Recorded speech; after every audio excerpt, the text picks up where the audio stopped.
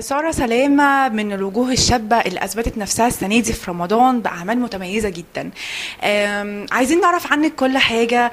ازاي دخلتي، ازاي واثبتي نفسك السنة دي في 4 أعمال، كل الكلام ده. وكمان عايزين نعرف أحمد سلامة دوره ايه في حياة سارة سلامة، وان في ناس كتير قوي لسه مش عارفة انك ابنة النجم الفنان أحمد سلامة. هبدأ معاكي كده يا سارة وهسألك مين هي سارة سلامة. انا متخرجه معهد باليه اصلا، وفي اعلام تالتة اعلام جامعه القاهره. وابتديت الوسط كله عامه من وانا صغيره. عملت اعلان زيت هلا، كان اول اعلان نعمله في حياتي. بابا طبعا ملوش اي دخل في انا يعني هو كان عايز يتوسط لي في اعمالي وكده في الفن وبتاع، وانا يعني اصريت ان انا مش عايزه ده، لان انا حابه ان انا اطلع من نفسي، انا اللي اعمل نفسي يعني.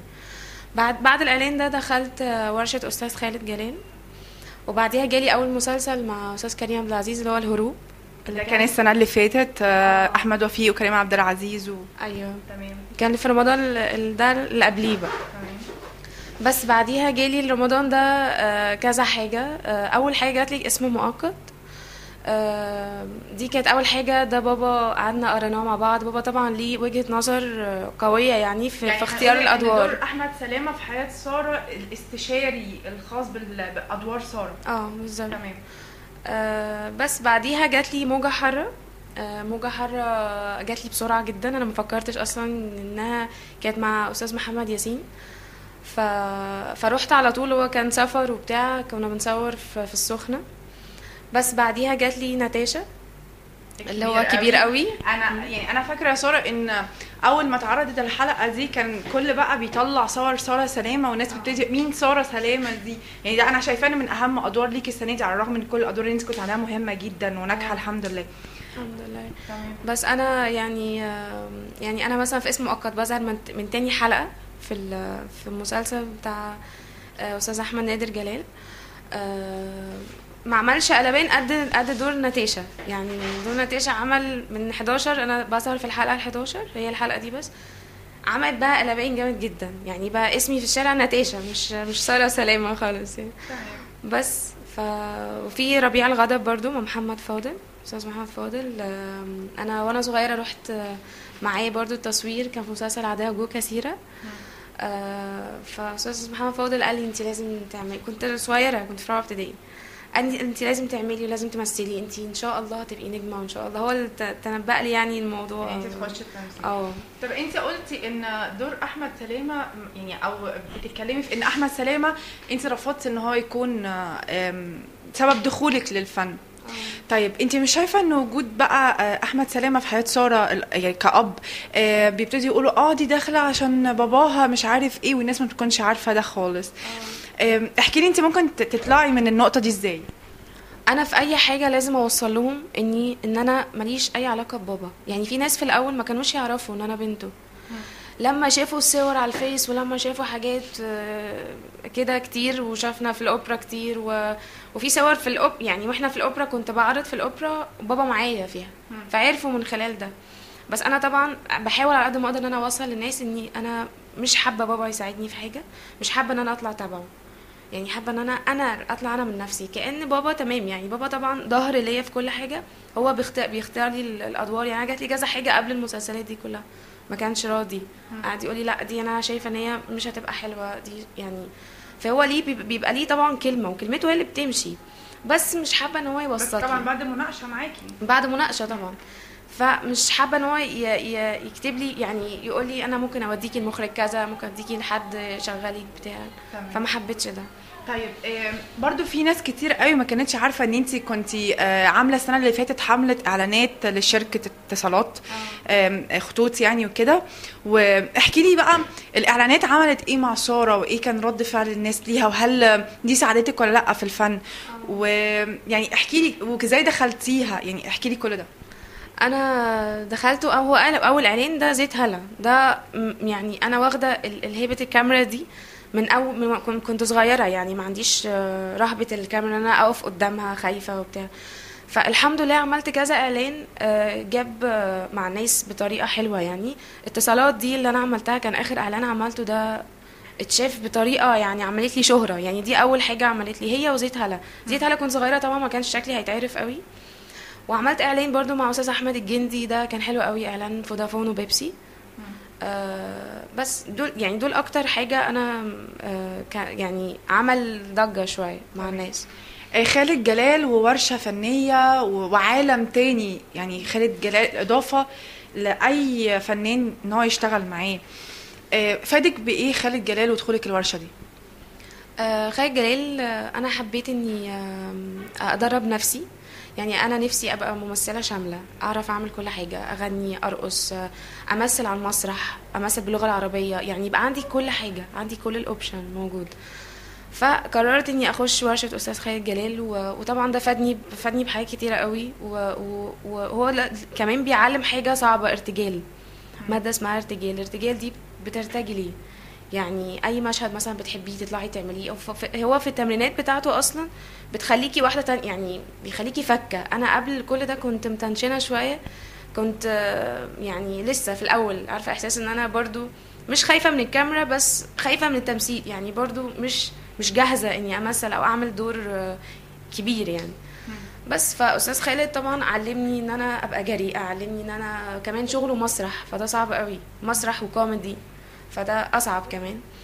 بس فقررت اني اخش عشان يبقى عندي كل حاجه. يعني انا كمان نفسي كمان اركز في الغنى، يعني يبقى عندي مثلا اداء مش طرب يعني، بس يبقى عندي كذا حاجه اعمل. تمام. بس طيب هرجع تاني لرمضان وهقول 4 أدوار، كل دور أصعب من التاني حتى لو كان حلقة. احكي لي كده بقى، انت حضرتي ازاي لكل دور وازاي تم اختيارك في كل دور من 4 مسلسلات دول؟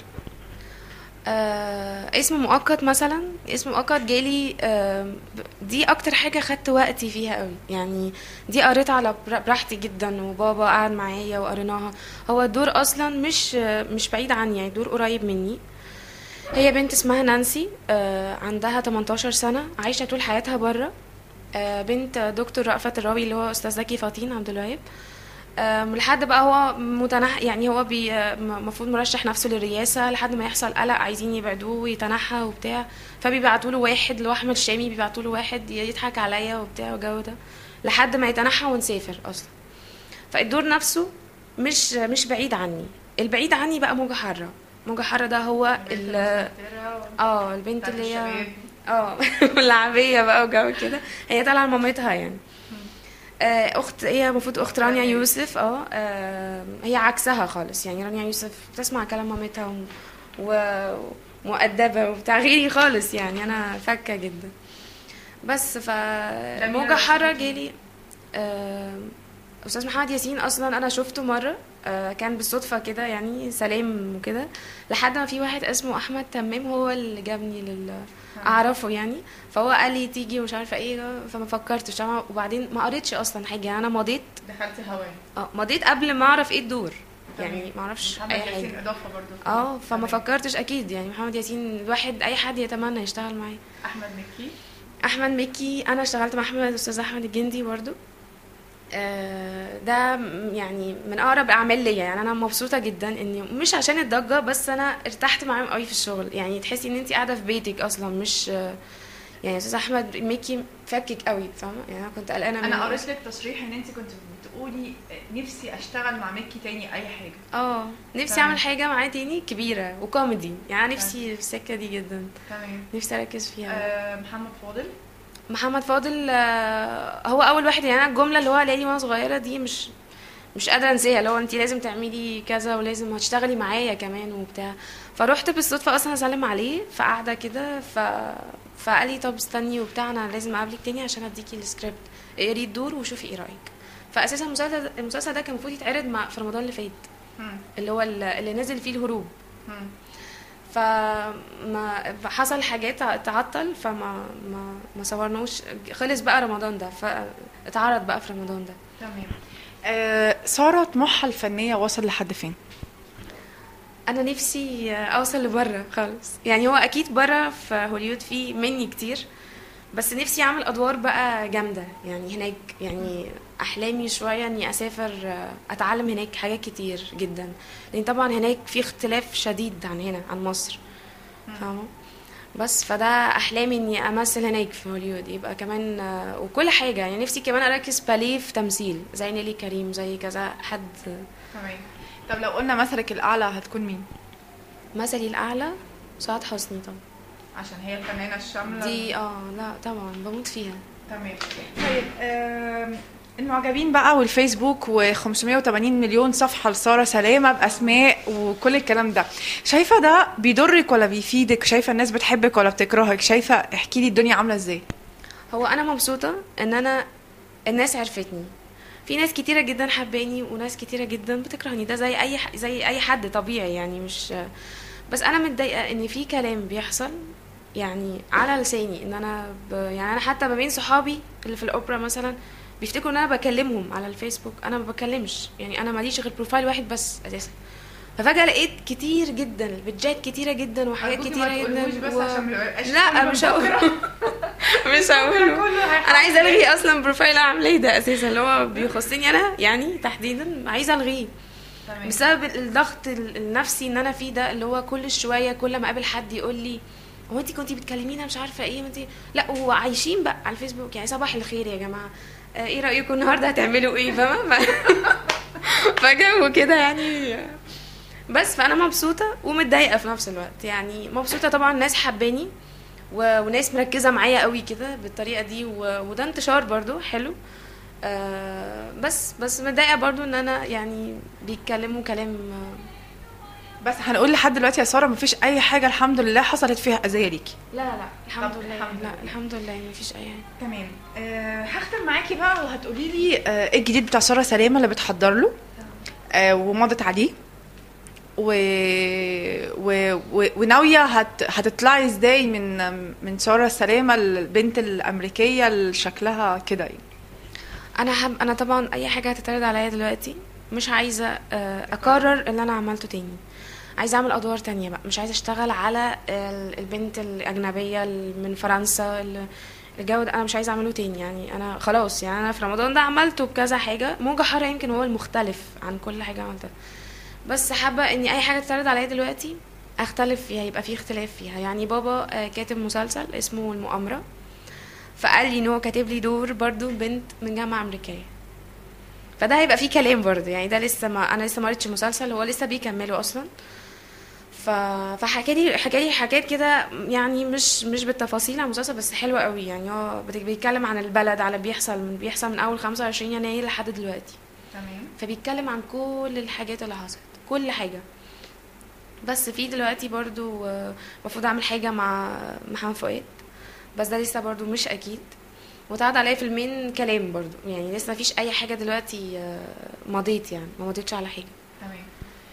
طيب هنختم بقى بكلمه هتقوليها لجمهورك في موقع كلام الناس اللي هم بجد مستنيين حوارك وبيحبوكي جدا. ايوه.